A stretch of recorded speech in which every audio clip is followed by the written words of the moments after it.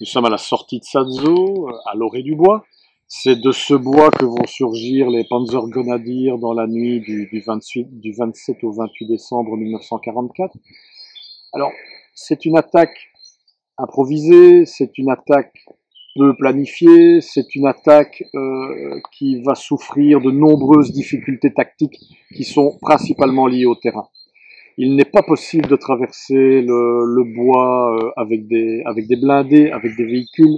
Donc les compagnies d'infanterie qui vont surgir ne sont pas appuyées par des moyens blindés. Elles sont livrées à elles-mêmes. Elles ne pensent peut-être pas nécessairement non plus arriver au village ou au hameau de Sadzo, puisque il y a de grosses difficultés de coordination en traversant ces bois.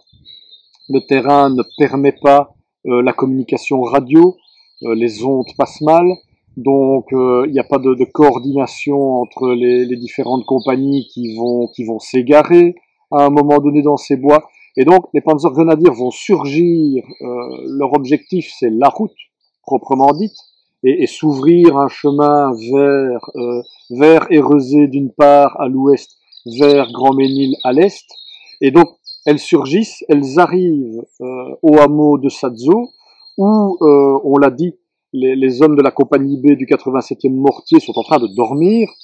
Il y a évidemment des sentinelles, forcément, mais elles sont prises au dépourvu, et les sentinelles vont à peine alerter leurs compagnons que les Allemands sont déjà sur la position, sont déjà dans la rue principale de Sadzo. Et alors, combat, en réalité, les Panzergrenadiers vont surgir dans les habitations, lancer une grenade, tirer quelques rafales d'armes automatiques, et donc le combat est extrêmement inégal, et rapidement les hommes de la compagnie B vont être submergés par leurs agresseurs.